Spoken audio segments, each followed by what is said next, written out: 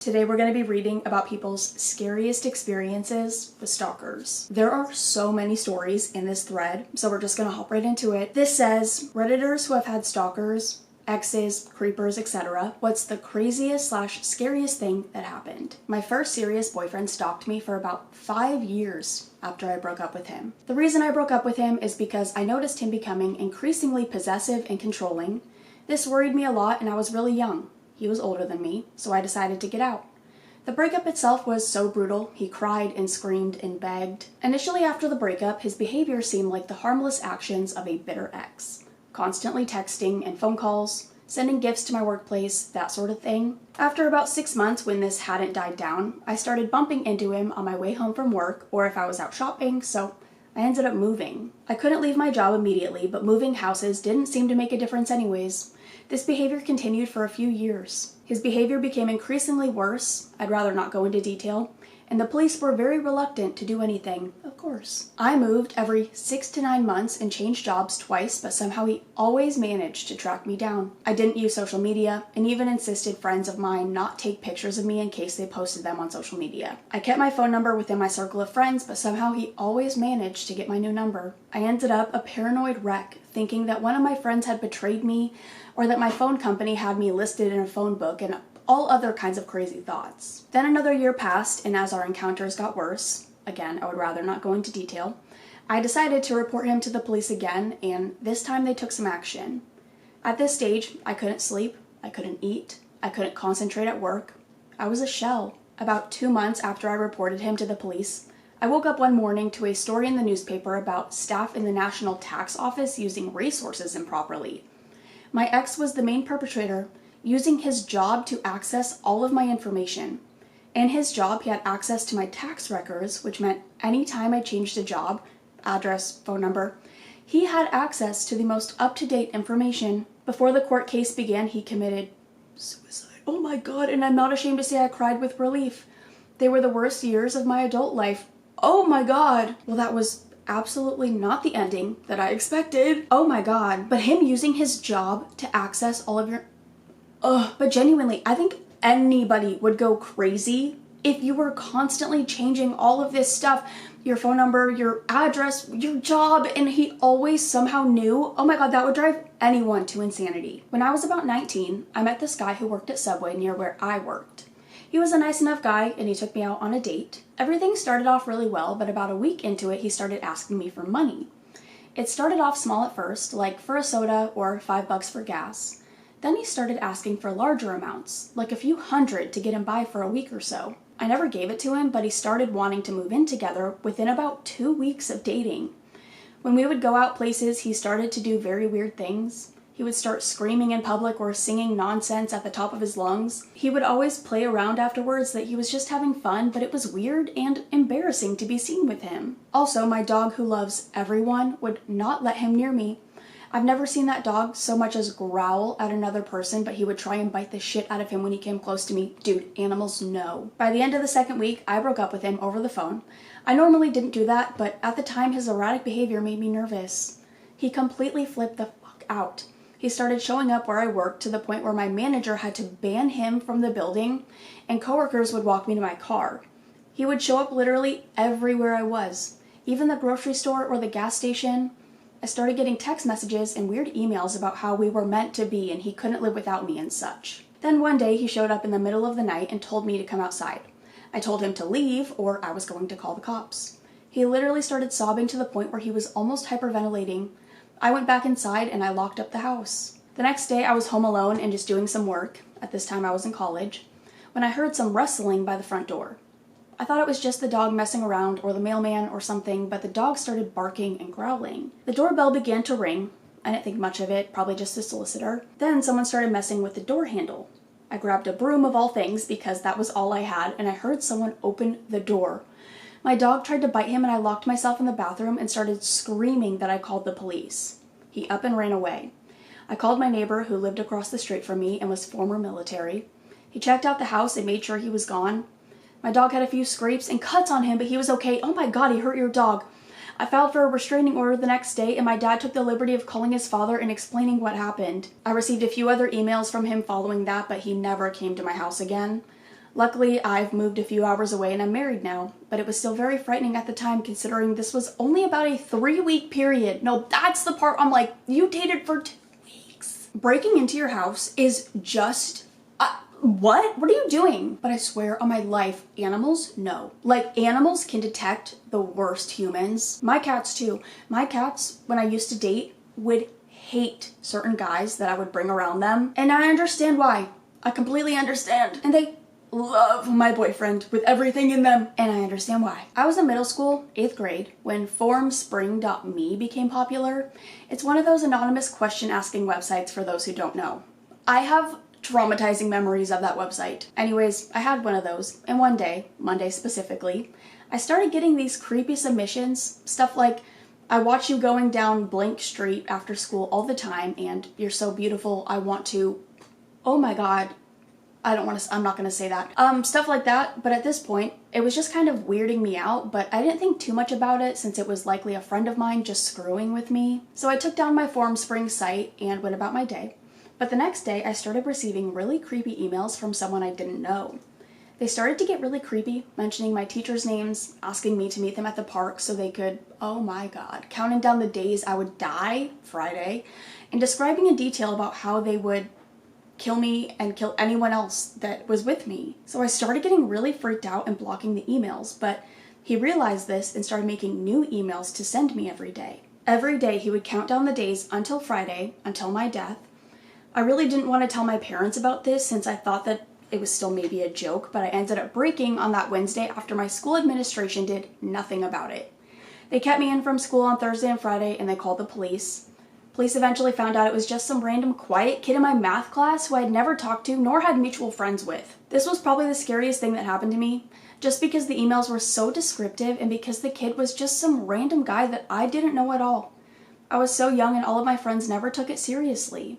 I really couldn't sleep, couldn't eat, and I was always shivering from fear, I guess. Thinking about it makes me really uncomfortable. What? The fact that your school administration did nothing about it when they're literally counting down the days until your death? Okay, but somebody replied and they said, what happened to the kid? And they said he ended up getting expelled from my middle school and wasn't allowed to go to my high school district. I ended up getting a 4-year restraining order on him. It was a bit sad because my parents said in court that his parents were really apologetic, but apparently his sister, who was 2 years older than me, told a bunch of people I ruined his life. He ended up having to do community service or whatever. In the legal aspect, my parents kept me pretty sheltered from it afterwards. You ruined his life? Like, did they not read the emails? I'm sorry, but any 8th grader, because that's another thing. This is a young kid who's saying all of this stuff. Any kid who's willing to say that at that age, I guarantee you he acts on it at some point in his life, and that's really scary. Like, it's not funny. Like, it's, oh my god. And then somebody said a similar thing happened to me. In the early 2000s, in MSN days, I got an ad from a random person. Their display picture was a photo of me. After asking who he was, he sent me a bunch of files which were photos of, I'm not gonna say that. Something all over pixelated, printed out photos of me. I guess from my MySpace or MSN. I was 12 at the time. You could see a dick in some photos, and because of hair and size, it looked like it could be a grown man, but I wasn't sure. Oh my god. The guy told me that he jerks off to me every day, fantasized about cutting my throat. I can't read this. I was too scared to tell my parents, and I spent about an hour trying to press the guy for clues as to who he was, and eventually he tells me, it's David from class. I'm sorry, I'm just in love with you. And then he blocks me. This happened on a Friday, so the whole weekend I couldn't sleep, eat, or concentrate on homework. I'm freaked out about facing David, but also riddled with doubt that it would be him. I wasn't even remotely attractive at that age, extremely awkward, and no boys liked me. David had Asperger's and was extremely awkward, so I eventually convinced myself that it was him. Come Monday morning, after no sleep and severe anxiety, I see him by the basketball nets. The rage eventually built up and suddenly I was charging at him. I tackled him from behind and started beating the shit out of him in front of everyone. He's screaming and crying, and I got a few decent hits in before a teacher ripped me off of him. Turns out he was so poor he didn't have a computer. He was extremely confused and I humiliated him in front of everyone. Oh no! I didn't get in much trouble because I told my principal why I did it and what happened. Thankfully, David forgave me. They questioned everyone in my class, but I never found out who it was. No, see now I I would not be able to live without knowing. But it had to be somebody at your school, because if they were blaming David, it's somebody who knows of David. But poor David, oh my god, the poor kid. My ex had a stalker for 2 years, 1 year before I met her and during the first year that we dated. He would never do anything too drastic, a few phone calls here and there with no speaking, following her, making her uncomfortable. And whenever we called the police, they said there was really nothing they could do due to the lack of evidence. Really, the final straw was when he kicked in the door while we were home. The alarm system scared him off, but we called the police per usual, and they said they would look into it. I felt they were taking too long with the whole situation and decided to take matters into my own hands. I know this is extremely dangerous now that I'm looking back at it, but I was a wild guy. Anyways, we devised a plan. My girlfriend would leave the house alone, and she would tell me if he was tailing her. If he was, I would tail him. Well, he was. The fact that he wasn't in jail infuriated me, so I lost it and took matters into my own hands. While my ex went into the local pharmacy, he parked and waited for her. In a fit of rage, I walked up to his car, opened his door, and beat the living shit out of him. I feel I went overboard because I'm a pretty big guy, and once he was on the ground, I began to, okay. I told him if he continued, I would eventually kill him, and he never returned. The guy who was stalking her was, get this, a guy who had a crush on her in high school. Not an ex, not a lover, just a deranged freak. I still have nightmares about the door incident to this day, though. Okay, yeah, I had one when I was first starting my radio career. I was a reasonably good-looking early 20s male with a decent personality. Over my career, I had several ardent fans, but only one that I would call a stalker. She was nowhere near as scary as other stories in this thread, but she was persistent. She started by calling the radio program more and more often, then began hanging out in the radio station's parking lot until I got off work. If I was doing a public appearance, she would always show up. Eventually, she figured out what car I drove and she began following me from time to time. I spoke to the police about it and learned to do small counter-surveillance things like vary my route from work to home, make random turns, leave at different times, break up the patterns as much as possible. She was more annoying than dangerous. Basically, she was a 30-something-year-old woman with the mentality of a 14-year-old with a crush. And the following me thing was pretty creepy. One night I was leaving work, dead tired, and not paying attention. She followed me to the apartment complex I was living in. Luckily, I figured it out before I got to my building, so I did a tour of the whole complex, then drove across town towards the police station.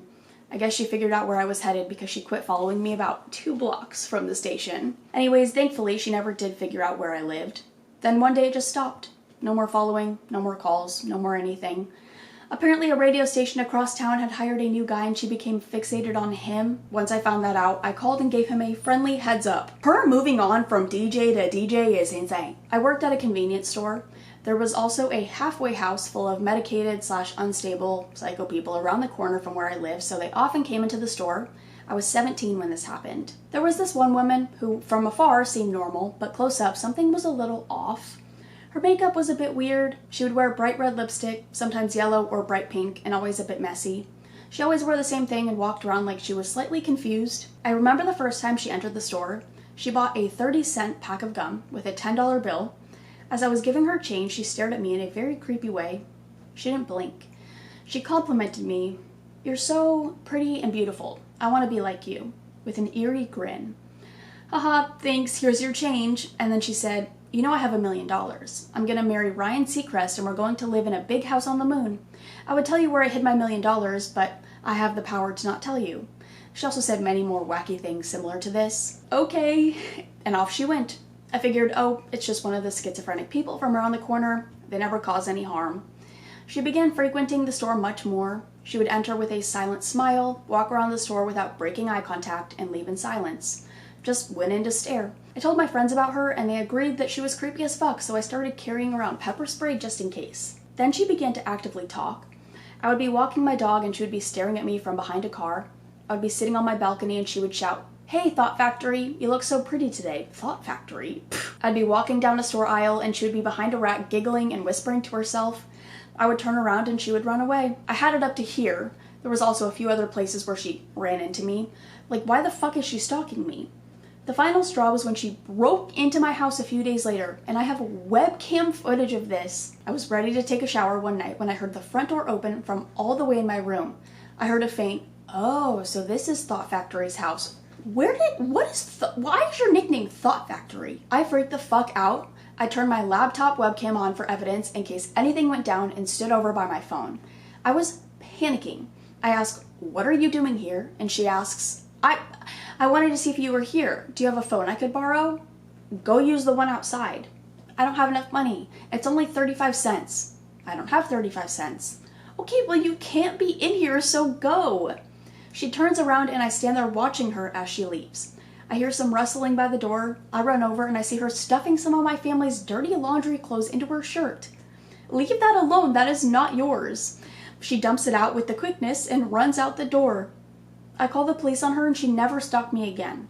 The last night I saw her, she was giving a homeless guy, oh my, what is with these stories and these insanely graphic details? We're not gonna go into the last paragraph. What is going on? Why are you Thought Factory? Why was this lady stalking you? Why is everyone breaking into everyone's homes? I don't understand. I think almost every single story somebody has broken in. When I was in high school, there was this really creepy guy who wanted to date me. He really creeped me out. I always said no. The first time I said no, he punched a nearby locker as hard as he could and ran away. After that, he started joining all of the after-school clubs I was in and would follow behind me as I walked home from school. I would kind of answer back as he talked to me, and I would tell him I really didn't like that he was following me, but I was too shy to be really upfront about wanting him to stop following me.